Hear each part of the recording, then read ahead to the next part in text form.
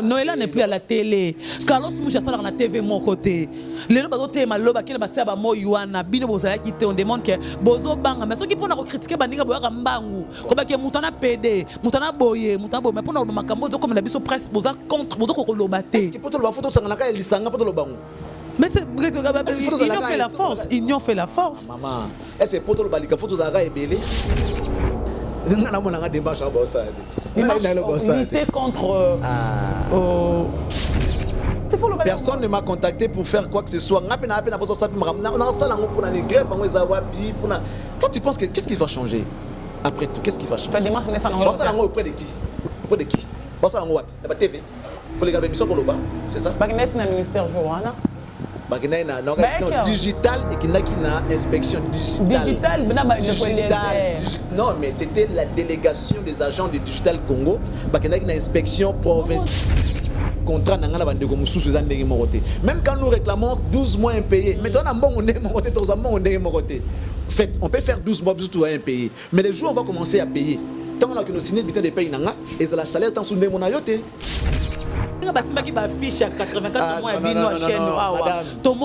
Les contrats se négocient individuellement dans une entreprise. Non, on a un contrat et se négocie dans une entreprise. Tant que les jours où il y a un salaire, au salaire nini, aux un diplôme nini, ne va nous foutre d'ailleurs, tant que ne va nous foutre de l'autre, la tant que aux un licence, il y a un diplôme d'état, c'est-à-dire il y a un D6. On fout non. Chez vous là-bas, même chose. Pardon. Il fait premier ministre, il fait comme ça, mais. Non, mais c'est pas lui qui gère. Sa fille. C'est pas lui qui gère. Le problème c'est que les gens qui nous gèrent, bon, gérer ma baie. Lui, il a même pris l'engagement de payer les arriérés à l'argent alors que c'est pas lui qui gère. Yo greffé que tu as joué mon corps? C'est mon greffé. Non, moi je parle pas de moi, je parle d'une manière en général. D'une manière générale. C'est en général que je suis en train de parler. Moi je parle pas de moi. Je demande à vous. Moi j'ai pas ces problèmes-là. Ça pas un problème, il y a pas. Il va foutre. Madame. Restaurant L'Orangerie. Les restaurants L'Orangerie vous offrent un cadre idéal, surtout un service de qualité. Poulet au makala, soukanelengi. Chaque samedi, buffet congolais à partir de 12h, accompagné de la musique douce du groupe Les Professionnels. Notez bien, les enfants de moins de 10 ans payent la moitié de la tarification. Notre adresse, boulevard du 30 juin, arrêt Vodacom, en diagonale de la banque BCDC à Kinshasa, Gombe. Pour tout contact, contactez-nous au numéro plus 243 99 000 77 77 ou au plus 243 81 493 78 44. Restaurant L'Orangerie, Koudia Koussia Balala. Bienvenue à tous et surtout bon appétit. Bana King, Bana Dar es Salaam, Bana Poto, Bana Mokil Mobimba, Site FM Moko, Afrique Info avec Franck Semaï, Yandankala, Twende. X-Bass, Maranura, Franck Semaï. Bon après-midi à vous tous et bon après-midi à tout le monde là. Vous êtes branchés sur Afrique Info, tout devrait déclarer en langue, votre méga star de la presse congolaise. Je salue tout le monde. Je profite pour souhaiter de bonnes fêtes à tout le moment de la RDC, pourquoi pour aussi la diaspora, tout. Moi, c'est tout. Vous allez, bonne fête parce que mois de mars, mois de la femme, femme sur la tête, femme. Tous les gens ont mobile femme doit aussi travailler comme un homme. Là, je dis à tout le monde, espoir ici la bango, de maman, la bilanga, femme, bota, la commune na souka, mais on a que moi si Aza capable de faire tout ça. Le ministre Yajari famille, c'est une femme. Lelo yo maman Astrid Nabi soto ebaki ministre de la culture et art. Lelo commis ministre au sein l'intérim ministère ya sport. Maman Astrid Oyebaki, c'est une femme. Surtout que le parlement Christelle, c'est une femme. Arrête Ouam, c'est une femme. Colette Sombo, c'est une femme. Il y a plein les lots baza dans le Parlement, on a baza ministre AP, baza basi à République, baza pe basi oyo, ba télémaso qui ba nenga ba libanda la reine wana ba gira ba Angleterre bani baza basi pour te dire qu'une femme ça te que faut bota kaka, faut rester à la maison, oser la mobile pour faire des devoirs pour les enfants, non, toi aussi droit de travailler comme tout le monde. Il y a le jeunesse à miner basa là comme je parle de Mamie là c'est une femme, oui Vin Moleka c'est une femme, Lolo c'est une femme. Ah ça peut parmi basso basa na combo na Katia Média, il y a République démocratique du Congo. Je profite pour lui remercier à tout le monde. Je vais directement, lui c'est mon sponsor officiel, mon agence privée, désolé, je te salue. Nous le quittons, merci pour tout, Yaouli Mouchen, je te salue, de bonnes choses à toi, Jojo Ngonda. Merci à Dr. Ndja du Tata Don Dédé, pourquoi pas aussi à Tonton Lusanga, je te salue, il y a les Dynamo, merci à Bibiche Kapika. Champagne bien, merci à toi. Oui, maman Mélinzemba, tous pépé la métolo, merci. Je ne me fous pas, qui n'a CPL. C'est bon, ma grande soeur, mais je vous aime tellement, très Jojo Ngonda. Nous sommes à la résidence d'un grand frère, confrère. Lui, c'est Charlie Prince. Les autres, on l'appelle Excellence. Excellence, les autres, Solanaï. Par rapport à ma cambabelle, Solanaï, les lots, OP. Moi, je suis dans le monde presque, je suis tout travail dans le nez, tout ça, de l'autre côté. Automonaki même bande on a vu sur la télémaki pour na ko télémena les cambongo on a vu sur les airs le parmi bateau azo téléma pour na valeur il y a presque congolaise considération à 4 pouvoir to lobara et za latina basaleur bamsu ba lobby tozora ta basaleur tozora mona ke ba benga Charlie Prince Excellence ba fataka $100 par exemple mais attends on a la voiture cher une très belle maison ba vivre en ndenge nini. On va poser la question là. On va parler aussi par rapport de la mort de Chaloupa Oboé, qui est parmi de étrangers Oyo. Son Excellence, paix à son âme, Mobutu déjà, bientôt on a 21 ans. Ah, 22 ans, si je ne me trompe pas, nous, 22 ans, Oyo a payé sa nationalité, il n'est plus en vie. On va parler sur ça. Il est à côté de moi, il est dans la résidence Naye, une très belle maison, on va en parler par rapport à Yango. Point de vue, en tant que journaliste OYOP, il y a 4 République démocratique qui ont influent par rapport à dire, moi je ne mange pas mes mots, c'est ça qui m'a démarche, mais bazo déplorer Ming Babi, bazo mon Charlie Prince Marambo, on dirait bazo contre-démarche, il est à côté de moi. C'est une excellence. Megastar. Boni. Très bien, Gloria Olangi, Megastar Nabiso, une américaine perdue au Congo. Moi, je suis très content de te voir chez nous, en fait chez moi, pour m'interviewer. C'est une très bonne chose. Et j'en profite pour dire merci à tous ceux qui vont suivre cette émission.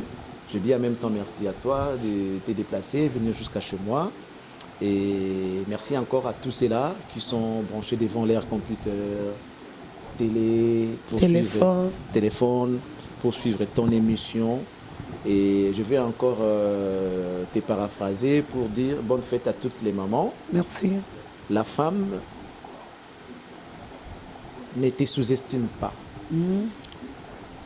Femme dans la vie.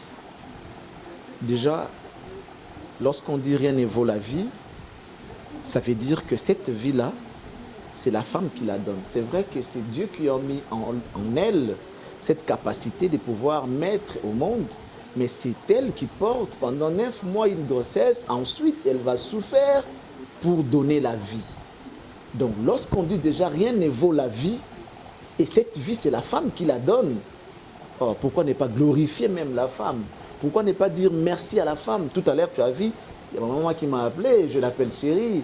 Et non, la femme, on ne peut pas s'en passer. On ne peut pas s'en passer. En tout cas, j'en profite pour souhaiter bonne fête à toutes les femmes en général et en particulier la fille de chance, la subliminale, Aïcha Kinanvudi. Bonne fête à elle. Merci beaucoup, Son Excellence. Un mot à dire à toutes de femmes de médias aussi. Bassi à télé, un mot à dire à Bango. Tant que vous avez confrères, on est pour le mois de la femme au mois de mars. Bravo. Elles sont en train de faire un travail de qualité, un travail remarquable, un travail titan, si je peux me permettre de le dire comme ça, malgré toutes les difficultés qu'elles trouvent.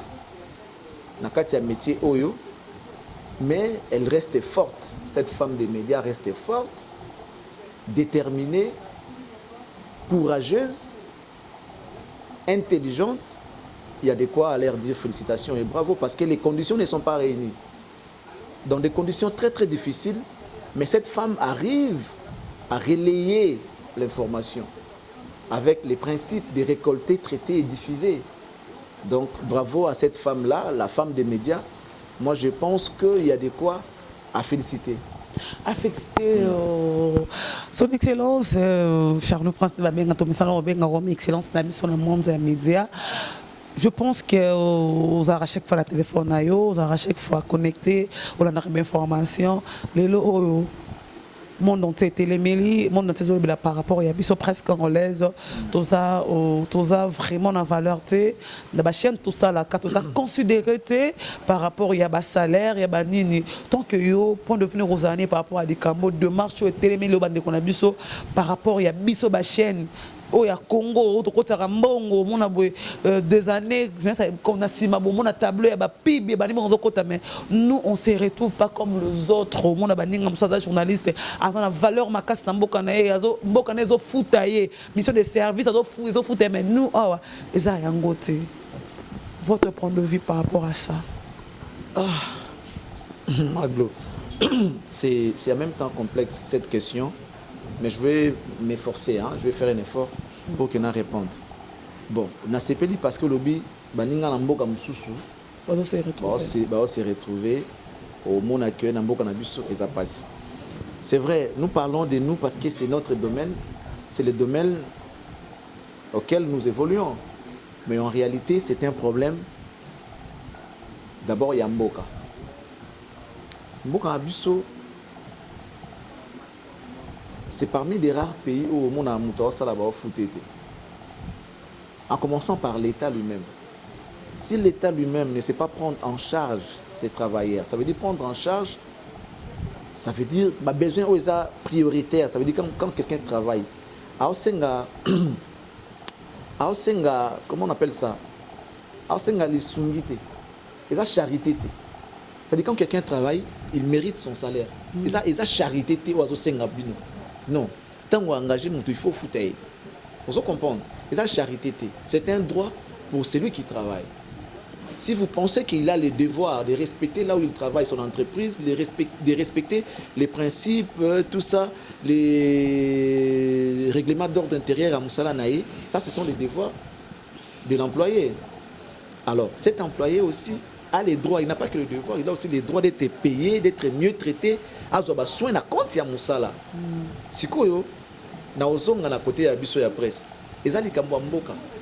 Mboka soki sala ngo malamu te, yango mona ke l'État a du mal lui-même ya ko interpeller ba chef d'entreprise o musu ba futa ba tuté parce que yemoko il n'est pas exemplaire. On dit que la charité bien ordonnée commence par soi-même. L'État yemoko ka maso ba fonctionnaire 12 mois impayés, ba benga kutu fonction publique Golgotha. Tu sais, il y a les solos à Golgotha. Donc, et si vous avez un pass, vous va fonctionner par un pass, le quoi, il y a un kaka, n'angomba ya Golgotha avant l'Iwanaï. Ba surnommant et le quoi, fonction publique Golgotha. Donc, salaire est à côté. Au cours de travailler, tu as salaire. L'État, on a l'État. Administration publique, l'État. À foutate. Si vous avez un individu qui ne peut porter plainte contre l'employeur qui a foutangate en entreprise privée, c'est difficile. Que l'État soit mesure moko sévère pour nous punir, pour nous sanctionner. Dès lors que l'État fout à moutoute, les médecins, ça va grève va foutre à mater. Vous comprenez? Les militaires, les policiers, ils ont un salaire, va foutre à mater. Comment veux-tu que nous ça dans mboka na biso? Yo fout à soda. Soda, ou qui na ko bunda zo ko fona guerre au foutete. Tu peux foutre salaire en minime. Policier au foutete. C'est lui qui vit avec la population. Alors qu'il est riche, alors qu'il est pauvre, alors qu'il est de classe moyenne. Ce qu'on va foutre à quitter. Ce qu'on y a les cabotis chez d'autres bijoux à Monio. Na 23h, bidon balé au Bixo. Alors Bixo, c'est un danger que l'État lui-même est en train de créer dans Mbokana Bisso. Et ma kambo presque athée. C'est vrai aussi, on est victime. Mais ça m'a kambo presque athée. Ma kabouya mboka, il faut mboka nanu iba nanu. Kouana ko fouta batu bien. Vous monde. Oui, mesure au baba que nini ba taxi biso et ça la raté comme on a 207 esprit des morts. Pour ne simbate, ils ont gagné zelati. Pour nani. Bazoaka mesure. Mais quelles sont quelle a été ba dispositif l'état zwaki pour que descend cette salaté alors que descend cette ça va travail moi makasi tongo imbe ma batu ba zandu gambela tout ça yé sikoyo le tobi ke ça sous-souté oteli batu ba bus na ba kombi oteli batu ba bus te oteli ba taxi te ozuma ba mesure et salaté ba na transco il a nombre mo réduit nombre ça réduit batu ba le quitter 80 millions d'habitants faut se comprendre yep sanga sikoyo ça la tendenie ça là yango ezonga na nzela parce que l'état soit ba mesure te ozu ba mesure ozu ba disposition te pour revenir dans les solo à grève dans les solo ya ba salaire exacté ba futa nous de la presse na biso na presse oui c'est aussi un problème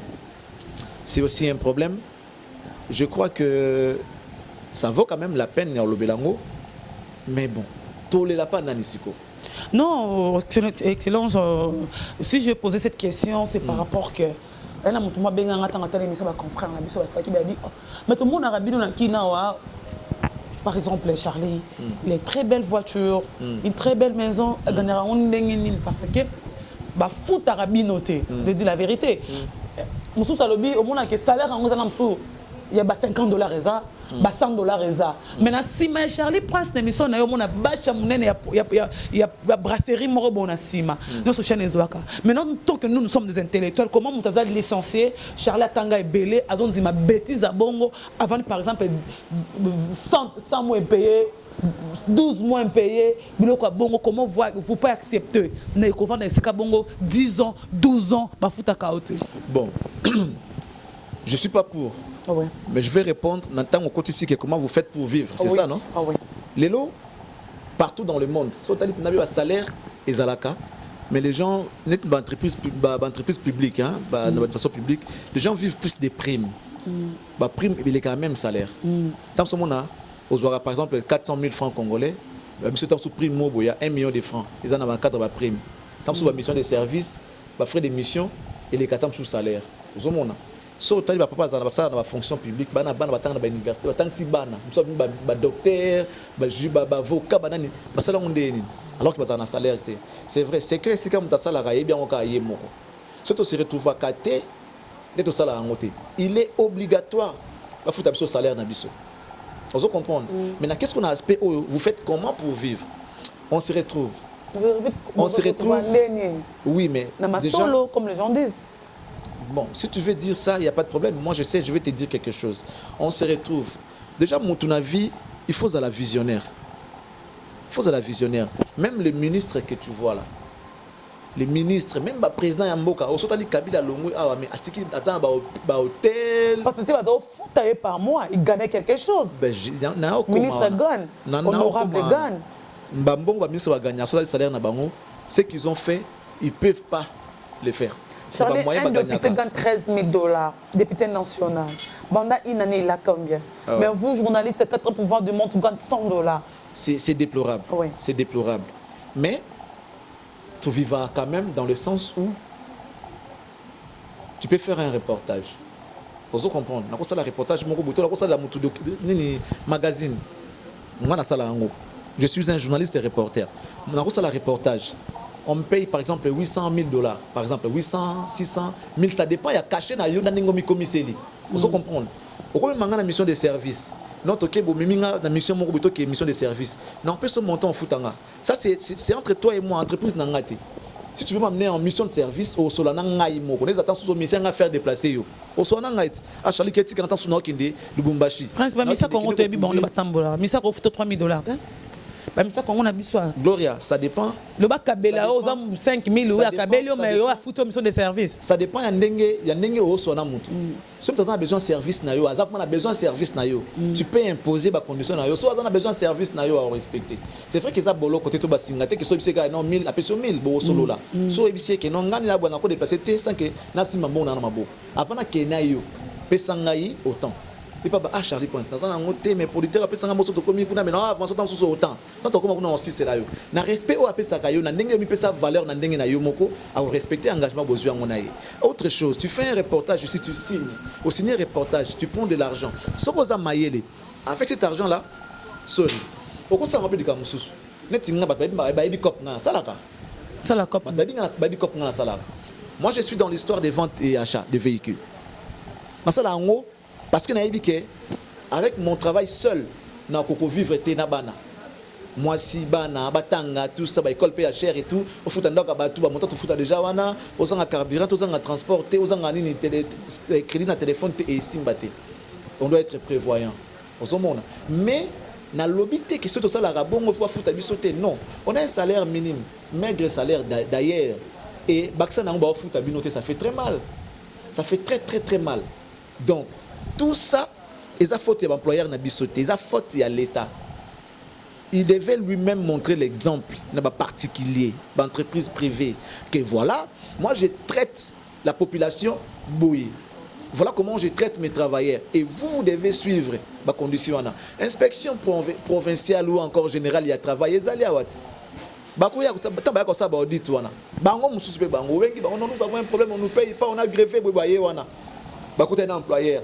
Au monde, tout ça, on va payer les arriérés, tout ça. Mais moi, je suis pour la carburant. C'est quoi, yo? On peut être employeur. Mais ça arrive comment, Charlie? Parce que quand on a imité, on a aux autres 30 bafutangate. Na américain na bafutangate aux autres 30 na Congo mais je n'ai pas bafutangate. Mais je me demande aujourd'hui, nous sommes totalement en internet, chaque fin de mois, moi je prends mon argent. Sans compter que ma sponsor na baza ou habike, sponsor na ngazam so abilo na ngabo. Mais comment ça va arriver que excusez-moi. Mais arriva na ozo bafutaote na challenge bafutaote na kana fiti. Yoka, na ko benga ozali ko stage nanga. Je peux dire que je n'étais pas engagé. Mais je suis un collaborateur à droit. Il y en a parce que Bino, par exemple, je parle directement comme de Télé 50. Chaîne mon influent. Mauvaise foi, il y a. Excusez-moi, chaîne moins influent. Bah ça dit combien aux ébim toi qui n'est qu'on a. Bah ça dit des années impayées. Mais moutoyer a foutu 5 mois impayé à Bibo Sana. Vous acceptez. Les gens bonzimi.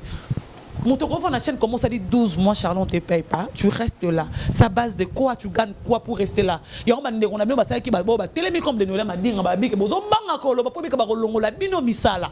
Vous avez un cop na bango. Ça aussi.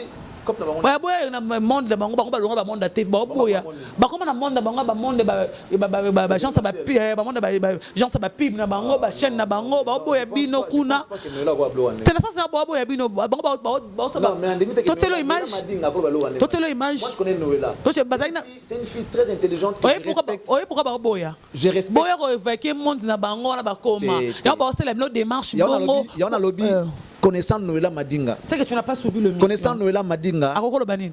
Akolo ba bongo teke aboyi bango batna monde na bango. Aboyi yango, auto l'action image. Non. Na l'action ta muke. Na lo banana na fond l'action image. So l'action image, il y a pas de problème. Na lo banana. Ngani na ibeli Noëlla Madinga. C'est une femme, je dis femme hein, c'est une femme très intelligente et qui réfléchit.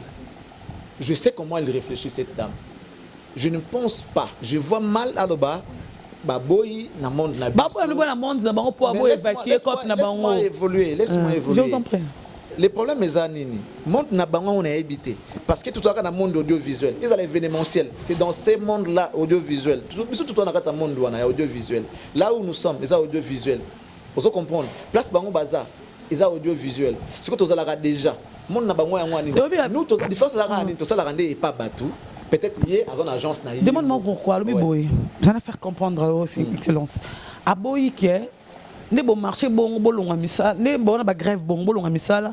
Pour hier là, ça doit répondre pour 100 francs na kuna. Ba mo division faut aider. Ba ko ma ba pesa pas. Est-ce que ba ça la kuna ko ba ça la musu ba yo kana par exemple à biboy. Ba ngo bazara au tout, ça la musu ba fait abattu. A bien nam sous T19. Charlie prend ça ba la bic animé combien? Oh na par exemple, j'allais à $10 000, c'est 10 000 amouké. Il faut dire paix à son âme. Paix à son âme, je parlais parce qu'il n'y a pas le bas qui paie à son âme. Dans cette émission, Carlos Moujé, tout le événement. Moutouana Charlie pense à un bon. Femme, ça soit 15 000 balles. À Bengi Gloria, 15 000. À Bengi Osé, 15 000. À Bengi Bo, 15 000. Moutouana enfin. Andimi, bah on a fait bah na bango tout boy, baby que exact cop comme mais la TV est impossible pourquoi? Bozo banga koloba parce que boy que ba rolonga no musala lokwa lobi boy. Cher ba Charlie Prince par exemple pour ça on chaîne mo boza. Ba ça la pas mututé. Ba comment ba privé na bango ba cop na moza ba privé. Lokwa Carlos Moujai il y a na voilà night. salaire est au lingateur et au komasu kuna ba divisé par deux parce que il y a des gens qui sont intello l'internet na TV baza koleka bango la bi ba musu baza TV baza ba test koleka a bo ya ba koma sika moko po yango ba ça marche wana des bango je sais pas comment je vais me mêler na mo na côté la honte to c'est que ezali passe baza salara en tout cas na yebi oyebi ka basalara ba nini bango ba lora ba voilà na yebi non nga na yebi ke na noela ça lokana ba canal na wana non na lobby nga na yebi que nous sommes tous journalistes avant tout pas comprendre ouais bako senga yo service to preste rappel moi aussi je preste je suis MC en même temps je peux le faire mais na sa ficha na ngote animé dans une soirée même bato baza ba journaliste basala na bango ngo vous comprendre modérer ba benga ngo modération et événement est-ce que ça les kamomoro sogi est-ce que classement sala ngo batangela non c'est ce que nous faisons déjà nous sommes journalistes bako benga yo pour animer soirée il faut ba programme nango donc tu es au service des gens qui sont venus afin que bazanga ba rater étape moko événement tu es là pour expliquer chaque étape de l'événement c'est ça au fait les MC au monde bo ba boya ke bato ba na secteur na bango Joey azana bango Joey azana bango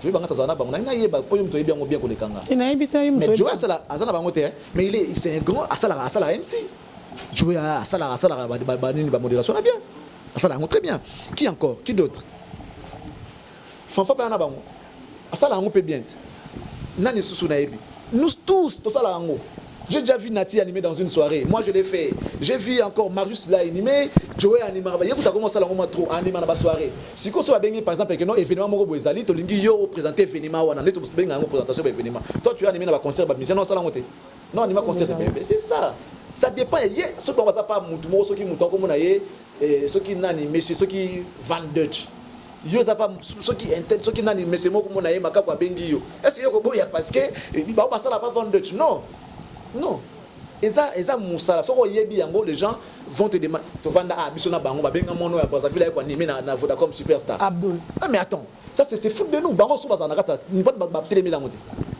bango baza na makambo bango baza ceux qui ba tête d'affiche ya ko to ba yate poni ba télé la yango te que non on est en RDC nous takolongwa kuna te aya animé soirée nini ba événement local avant c'était Albert Milambo après Abdul Ezalaka Marius c'est Jackie qui a commencé Jackie oui nini Superstar Marius Aikoya après Batiki Bisso après yakuza mwana Abdul Kaba c'est vrai asala ngo bien mais ngana tout ça moi une nation était contre pourquoi vous étiez contre non mais attends tu as vu un Congolais aller les faire à Brazzaville tu vois un Congolais d'ici aller les faire à Brazzaville pas ça yo privilège wana la société monene ya télécommunication mboka na biso basali eloko ya bana Congo abapesa ngo mpa ya yeko animer vous étiez contre est-ce bozui ton elam suya ko benga baninga na mbo swali kama pa lo baninga batelemi ebele batelemi ba côté la bino ebele non côté la biso on a compris bazo aider bino sans sinini na ba Noël n'est plus à la télé Carlos Moucha sala na TV mon côté lelo bazo tema loba kile basa ba mo yuana bino bozala kité on demande que bozo banga mais ceux qui pona ko critiquer baninga boyaka mbangu ko ba ke mutana PD mutana boye mais pona ba makambo zo comme la biso presse boza contre bozo ko loba te est-ce que poto ba photo sanga na ka lisanga poto lobango mais c'est ils ont fait la force maman est-ce que poto balika photo za ka ebele président pas comme président sanga na ba Vital Kamerhe ba teke popo comme le président de la République après il est président avec qui ils sont à il est président mais lelo na bureau na ba Vital baza non c'est pas pareil bino bozo lingo ta makambo wana te non madame ouais. Dans chaque entreprise il y a ce qu'on appelle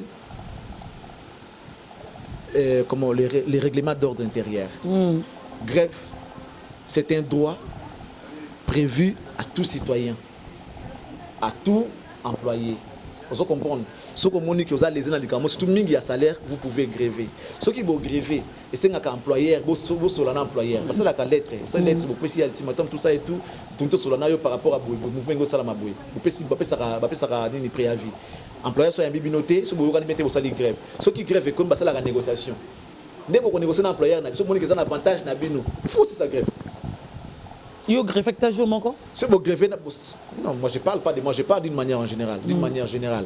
C'est en général que je suis en train de parler. Moi, je ne parle pas de moi. Je demande à vous. Moi, je n'ai pas ces problèmes-là. Tu n'as pas ces problèmes, il y a pas.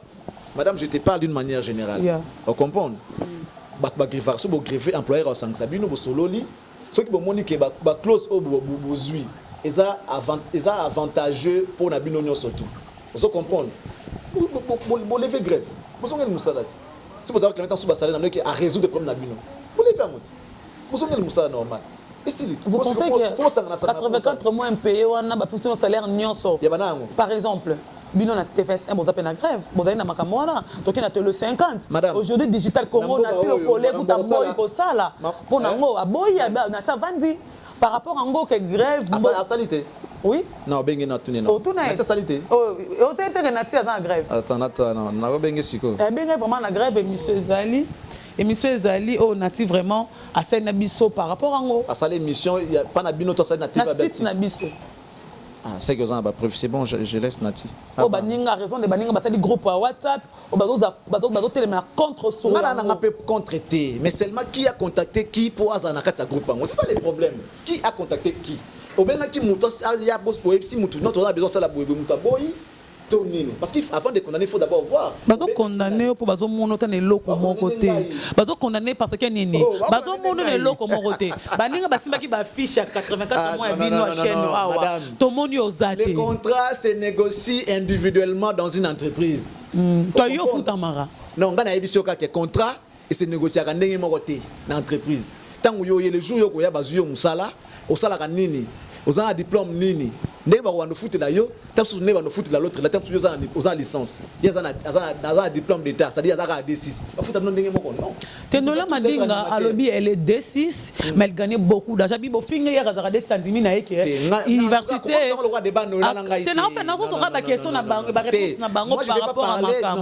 Parce que la réponse est attaquer Noël. Non, faut pas. Moi, je parle par rapport à Nini. Non, mais moi, je parle pas des. Moi, je dis pas que l'objet n'a été. Moi, je parle pas de Noël. Exemple. Dans une entreprise, on a licencié. Moi, je suis licencié. Est-ce que vous faites un D6? C'est pour ça que nous avons diplômé. Mais il y a salaire, il y a belé collègue, il y a licencié. Par rapport à solo là qui voilà son travail. Les contrats se négocient individuellement dans une entreprise. Vous comprenez? Tu négocies le contrat, tu as un moroté. Tu as un gloria, tu as animatrice, c'est bon. Tu as foutu $100. Si on diminue, c'est pas pour ça que tu as $100 par mois. Je suis licencié. Tu as une TV, c'est un de l'émission. Tu as un RTGA. Tu as la transfert. Tu as une RTGA, tu as une chaîne à Mouké à l'époque RTVS1. Chaîne à Mouké? À l'époque, il y a une chaîne à Mouké. Ça venait de commencer. Ah, ok. Dans la TVS1. Ça fait 11 ans que je suis là. 11 ans. Vous comprenez? Mais c'est aussi la chaîne qui m'a propulsé. Dans le RTGA na RTVS1. La façon dont on négocie le contrat, même quand nous réclamons 12 mois impayés, mais on peut faire 12 mois impayés. Mais les jours on va commencer à payer. Tant que nous signons le pays, et le salaire est en dessous de mon ayote. Vous avez belé, on voit, parce que 12 mois, ça coûte $1,000. 12 mois impayés, tu as beaucoup d'argent. Et puis, il faut savoir qu'au Congo, on ne vit pas en survie, papa, maman. Tout ça, survivre. Nous, ici, on te demande de l'argent. Si tu n'as pas, on ne te traite pas. Donc, tu peux mourir du jour au lendemain pour se faire soigner. On n'est pas pareil, madame. On n'est pas pareil. Vous comprenez, on n'est pas pareil. Mboka Libanda, l'État a bongi ça pour la population. Ce qui n'est pas le cas de chez nous ici. Nous sommes parmi les rares pays où la classe. Nous sommes parmi des rares pays Nous sommes parmi des rares pays dans le monde où on va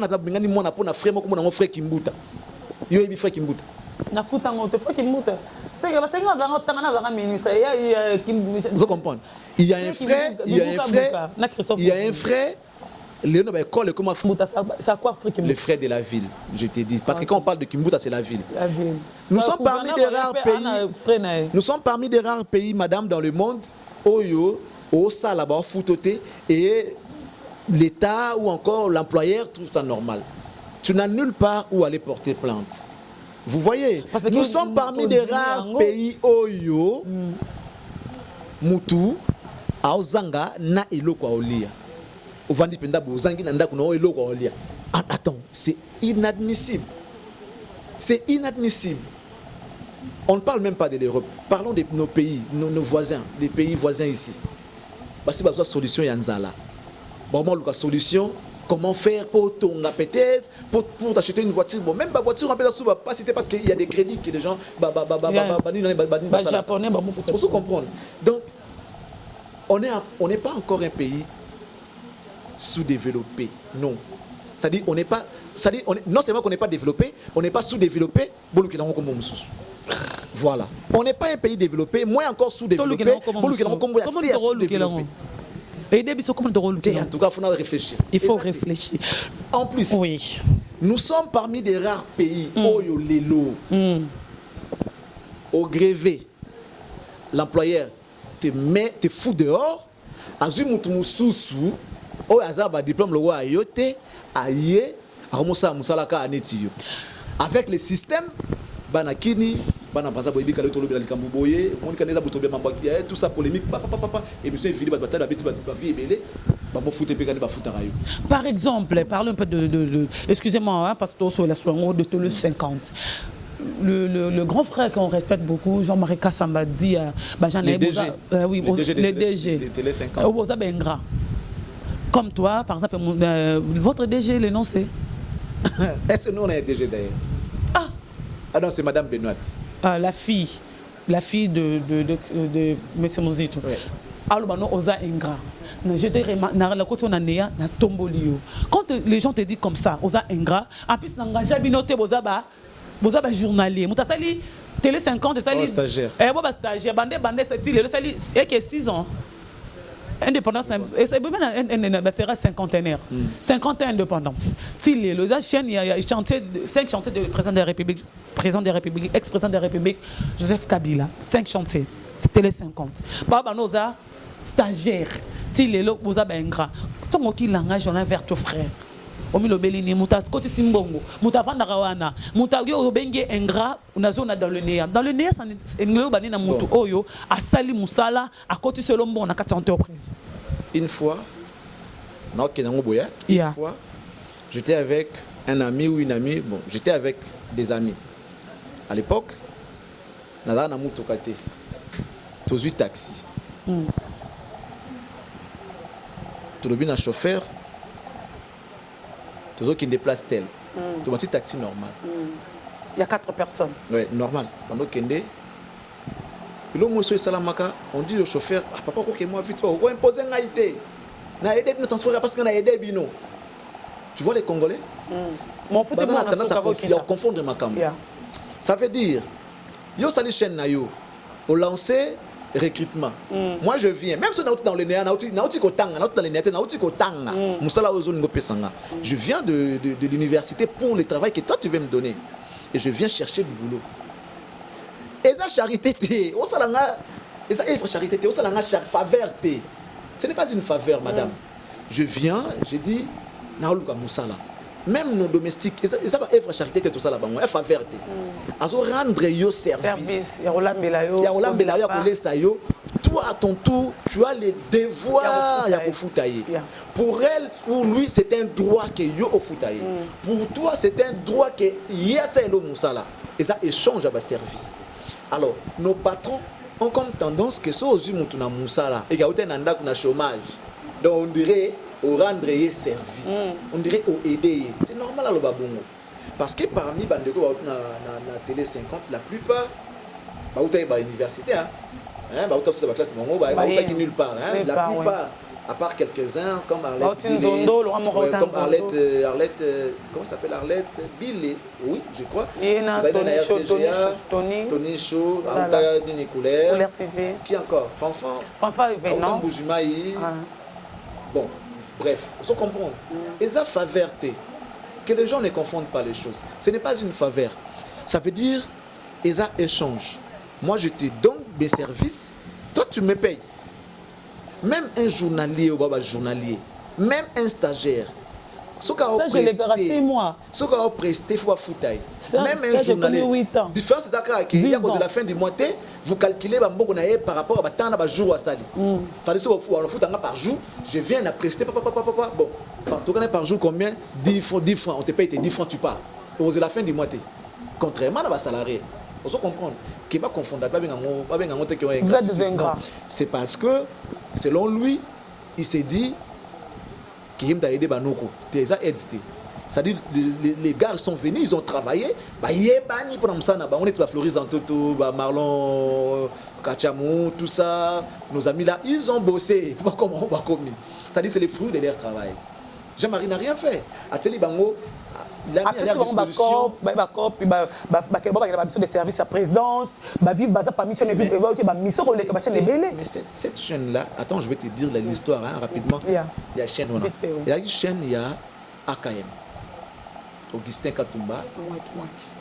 Quand le monsieur est décédé, le number one de l'époque, il est allé voir la famille pour la chaîne one.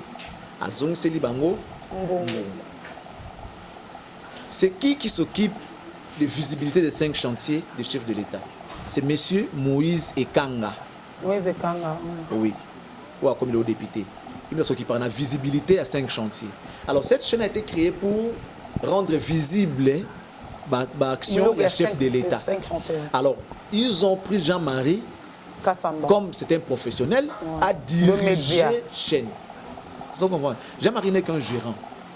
Mais le coordonnateur, c'est Moïse Ekanga, qui est le coordonnateur en même temps de visibilité de 5 chantiers. Mais lui n'a pas dit qu'il y avait des ingrats, c'est Jean-Marie qui dit à frère Naye, Moussa qu'il y avait des ingrats. Parce qu'on a mis Jean-Marie en avant-plan. C'est Jean-Marie qui a recruté, c'est lui qui a sali.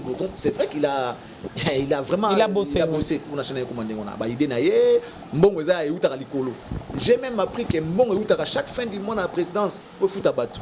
Mais comment c'est arrivé que chaque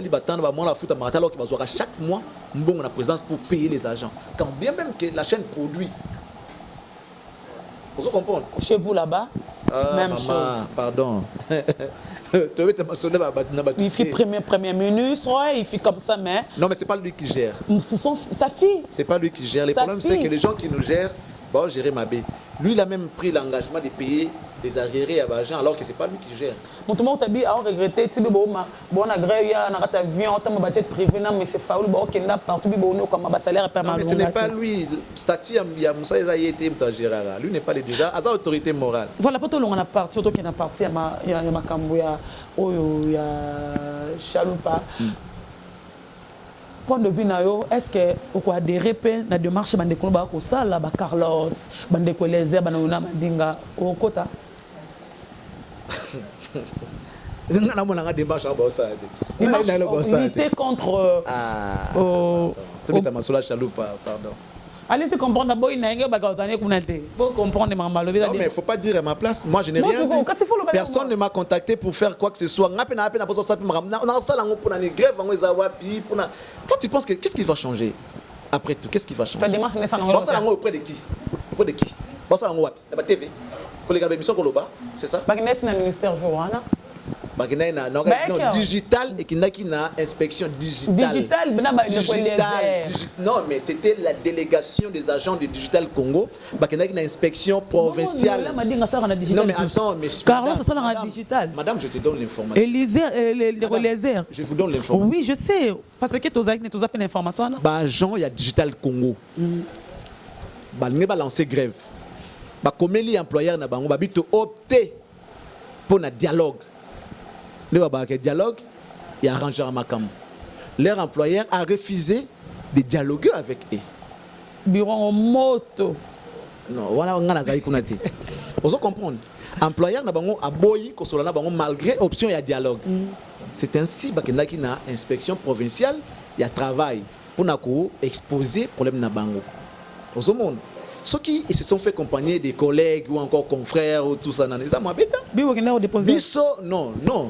Nous, quand ces mouvements élignés Bando Salama,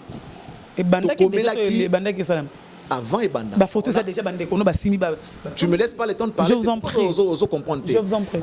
Avant et Banda, on a écrit na employeur que tu lances un ultimatum dans telle date, tu ça la grève.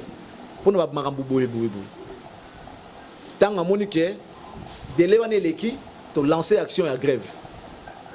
Tant que lancer action à grève, l'employeur a eu bengi sikoyo bisuto solo là. OK. On a trouvé des compromis. Non, mais on va s'écrire. Vous tout n'a pas posé un bon autour pour ça. On sait comment monter parce que tu as 12 mois payé, on a 84 mois payé, tout le monde est papier. Bon, peut-être papier montant. Mais quand déjà tu es un employeur et que tu as clause, tu as arrêté la clause, tout le monde que c'est bon. On peut reprendre le travail. C'est que c'est bon.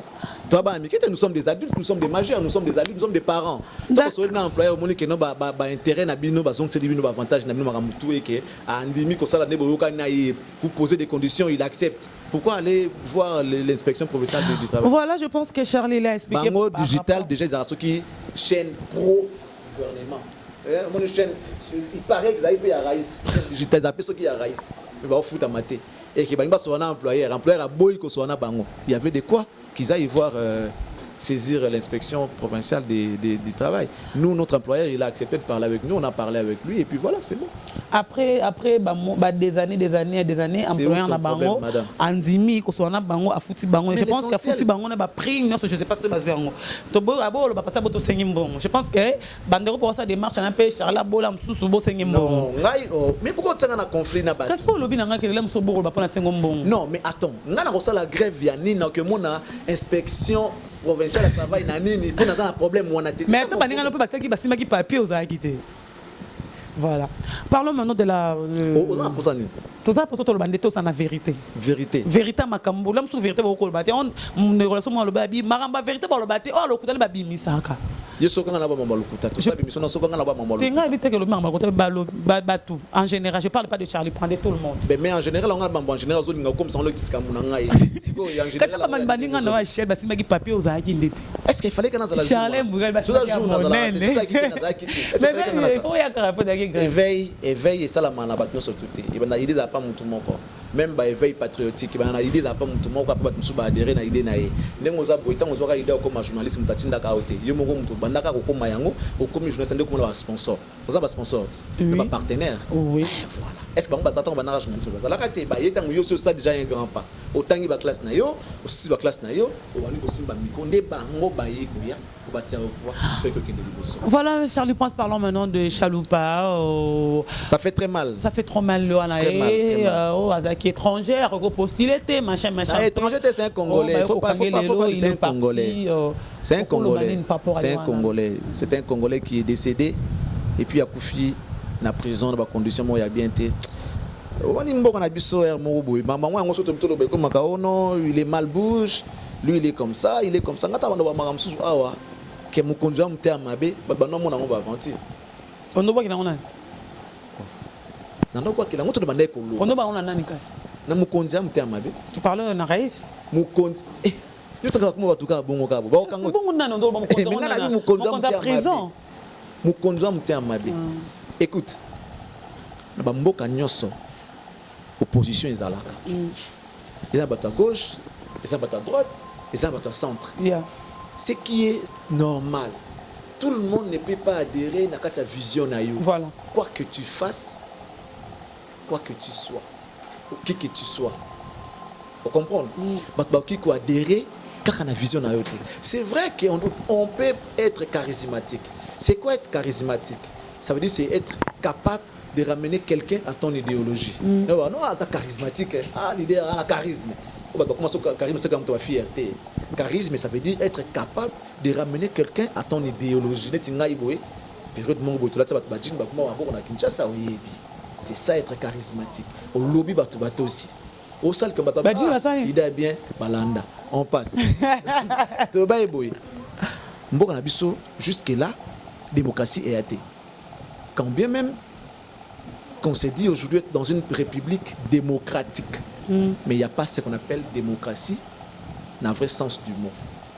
On est en mascarade. Tous on a la République du Congo, on est à Baza. Tout maintenant ce Congo avec K. La différence là on a C. Ah oui. Et comme la République du Congo, qui est une république démocratique.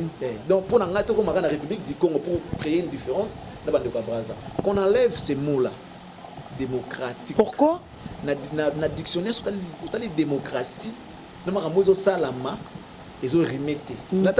Parce que si on a dit ils ont cadré, c'est comme si je vais faire du réalisme. Non, ça ne rime pas. Vous comprenez? Comment voulez-vous outrage contre le chef de l'État? Toto bi que non, bolobaki na so 5 chantiers. To moni kaka eloko moko 4 salami to moni ngote. Eza outrage. Bakanga bat pona mamba bongo na mboko. Tango lobi que non, na outi na mboka pa parce que ngala na ane pona makambo na zara na mboka mwa libanda na ba fin fond yana ba kasumbale sana biso. Makambo mona kuna na bi mais non, ce n'est pas possible. Comment mon grand pays comme la RDC makambo boy na capitale coûte et a été ngaza ba fin fond na moun makambo boy. Otali hôtel 5 étoiles na ba fin fond. O na mboka sonet ba lumba chou ba hôtel exact. Vous comprenez? Na outi na ba fin fond ba na outi capitale mboka na okene ndano ba milliers de kilomètres macadam, ça dit des routes asphaltées. Oui, je n'ai raison de répondre depuis ça fait maintenant 2 années que tu es en courant, tu es basé courant qui quitte. Kasi maman on tozol bati na 5 chantiers ma ezalaki électricité ezalaki banzele ezalaki oui kolia nyonso to mona yango te siko so yolobi loba et comme outrage contre le président chef de l'état bakangi yo pe okepe prison boy pe ko bimisa yo basambisa o pété pe okufi pe c'est monsieur qui est décédé, c'était un Congolais. Non, on a dit que c'est un étranger. Aujourd'hui non mais attends, il avait postulé madame ce qui s'est mis à yambaka candidature na ye. En tant que qui? Par exemple, étranger, Zaina, Bologna, au Baropi, je sais pas. Attendez, je vais maintenant ouvrir une parenthèse. Yeah. Les immigrés qui sont en Europe, ils se battent pour acquérir la nationalité ou encore la demande d'asile, parce que les gens ont beaucoup de souffrance et ils se disent qu'on va peut-être mieux, peut-être heureux en même temps. Mais ce monsieur-là, de père, je ne sais pas de quelle nationalité étrangère. Voilà, soyez bien peut-être. Si je ne me trompe pas. Des pères ou des mères, je ne sais pas, mais sa maman ou encore l'un de ses parents, Aza Mouta Congo, il y a République démocratique du Congo.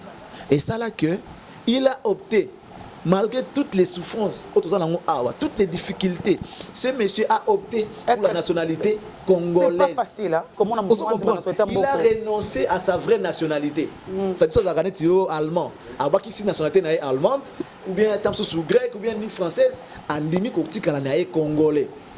Andimi pendant que je préfère nazananga congolais. Mutande ngaza mutubo c'est merci. Parce que aucun congolais a ko likambo ya sala. Et il y a un outrage contre le chef de l'État. Outrage en Lobani na sala ni na mabe. Au team qui a périr en prison, à qui Koufa, ça fait 2 jours depuis qu'il est décédé. Chaloupa est mort. Je ne le connaissais pas personnellement, mais je suivais quand même ses actions. À l'époque, il avait postulé en tant que candidat député. Tout ça, Nadola Namakamnae, qui parlait lingala couramment. Ça dit ça va bien. Comment il arrive à avoir même carte de lecteur? Parce que c'est un Congolais. Comment il est arrivé? C'est un Congolais. Après, il est prévu à tout citoyen qui est né dans un pays d'acquérir la nationalité en Bokawana. C'est un droit. À moins que Yobo Yanayo. Moi, je suis en France. Je suis en France. On a un parent français. On a en France en nationalité française. En Belgique, il y a Belge. Si il y a Congo, c'est un droit. C'est universel, droit universel. Si vous avez Congo, vous avez droit à la nationalité congolaise. Peut-être qu'il y a un renoncer à Boya. Non, je reste congolais. Ndenge batinda ba va changer la nationalité na ba so boya so andima na bango etalika yesoka lingi mais yé le fait botama na Congo il connaît bien les Congolaises, vous comprenez, et c'était un Congolais, c'était l'un de nôtres qui est décédé et ça fait très mal surtout quand on a beaucoup na biso boye après to bakebo to tika mboka mbatika na wana surtout que na surtout que wapi to que na biso une dernière question parce que nous sommes arrivés à la fin osé abi déjà ngonga désolé je te salie Willy Moucheni lelo biso to yebake mon antenne ya kufa mais ba avocat na ba confirmer que mon antenne kufa za bomoy votre point de vue soit kufa te gloire à Dieu comment la route c'est pas kufa soit kufa te pour moi je me dis gloire à Dieu parce que encore kufa peka bon c'est un Congolais. Après tout ce sont les intérêts des Congolais qui passent avant toute chose. Netingana Congolais, un patriote congolais. Comment on a kufa? Dès lors qu'on dit l'union fait la force, on doit être nombreux pour faire avancer la République. Il y a révolte, il y a quand on dit le mot Monantemi, le nom là Monantemi, Moutou Monantemi, Moromi Lobelani, Tango Karabatani, comment Monantemi? C'est un Congolais courageux, c'est un brave. C'est un brave. On ne peut pas enfermer nos amis congolais injustement. On ne peut pas nous. C'est-à-dire, au moins, le baraké qui vote mal, à victime, mais à complice. Vous comprenez? Moutou a voté à ça la choix à Mabé. Il ne peut pas se plaindre comme une victime. Non, il est complice. Qui ne sait pas se rebeller contre ma mauvaise action, Aza et Moropé rebelle. Vous comprenez? Qui ne sait pas se rebeller contre les mauvaises actions causées par des chefs, il est rebelle. Et là, on rappelle comment on soutenir. On ne peut pas soutenir. Moi, j'encourage mon antemi. On a un révolutionnaire. Que ma beso que Zali, au Sali, plan B. Parce que tu as procédé que tu as changé, il faut que tu aies un plan B. Ou qui porte à prison, bimipé, ou qui peut à prison, ou qui mipé. C'est comme ça que mon bal est foisal. Et tu as besoin de ta Congo et belé. Il faut pas que tu belé. Et tu vas biso, et tu vas Jacquindala. Et tu vas biso, biso va Jackie et ça la biso, mais ça la bien. Alors tu es mal à l'aise, attends ma lobaka, moi quand il m'énerve celui-là, il m'énerve. Bon d'accord. On a pourtant pour les agater pour type courant. Eh ça la bongo. Beaucoup d'agater amen amen. Nous tout bravo té. Faut ta opposition plus bazala. Opposition c'est quoi ya solo qui va te libre pour changer pour té opposition plus que non. Mon na qui côté tricherie ezali na Hollanda té na tikalia. Merci beaucoup, nous sommes arrivés à la fin. Et moi dire à tout le monde balandi biso baza branché mon ante mais tout mon kaka. Nous avons confirmé top Congo qui est au Koufa Tozali, gloire à Dieu. Même si tu as dit que tout ça m'attend déjà au Koufa, mais le bomba quelque part aux Ali, nous avons besoin de l'eau. Inch'Allah. Mais mourir comme ça, si facilement comme ça, nous devons Nandimate qui a Koufa. Non, Nandimate. Bon, paix à l'âme de M. Chaloupa. J'ai eu trop mal le jour où j'ai appris sa disparition. Il y a des gens qui sont méchants dans beaucoup. En tout cas, je confirme Moukoundazara qui m'était à Mabé. Je confirme que Moukoundazara va monter à Mabé parce que. Moukoundazara va monter à Mabé. Mais bon, je vais lancer un message patriotique, un message en tant que citoyen congolais. On attend les actions du chef de l'État. Il avait donné 10 jours. 10 jours, ça il avait donné 10 jours pour la libération des prisonniers politiques. Mais aujourd'hui, j'ai appris quelque part, la source Moroboueke Alobaki, il prendra des mesures. Donc, ce n'est pas qu'il avait dit qu'il va libérer. C'est qu'on avait mal compris. Il allait prendre des mesures dans 10 jours pour la libération des prisonniers politiques. Ok, donc, comprenez français, on dit bien. Donc, nous, on est idiots, on est bêtes. On est bêtes. C'est-à-dire, Babi Alobaki, il va libérer, il prendra. Vous comprenez? Il prendra. C'est conjugué au futur. Il prendra des mesures pour la libération des prisonniers politiques. Bonne chance, Naye. Mais de l'heure que tout le monde a bilongi, apparemment, on a changé que le chauffeur, mais on est toujours dans le même véhicule. Que Dieu nous garde. Le dernier message que je veux dire, que la peur quitte nos yeux et que Dieu bénisse la RDC. Kobanga elongo na misu na biso penzamba apambola RDC yango alobi. Kobanga elongo na misu na biso penzamba apambola RDC. Parce que ce bateau baye bara français te ba anglais na lingala to aider bino kaka. Que la paix quitte nos yeux et que Dieu bénisse la RDC. J'étais très content et aux émissions na yo. Merci beaucoup. Le plaisir a toujours été pour moi au Lobaboye. Peut-être tant que moi on a lobby moi qu'on avait édifié. Mais après tout on est humain. Il y a toujours moi des dérapages à Mickey. En tant que parent, en tant que mari, je vais présenter toutes mes excuses à tous ceux-là qu'on a peut-être offensé à travers nos dires. Et merci à ceux-là qui vont nous encourager à cette démarche Autopona avec ce travail très très difficile que nous sommes en train de faire.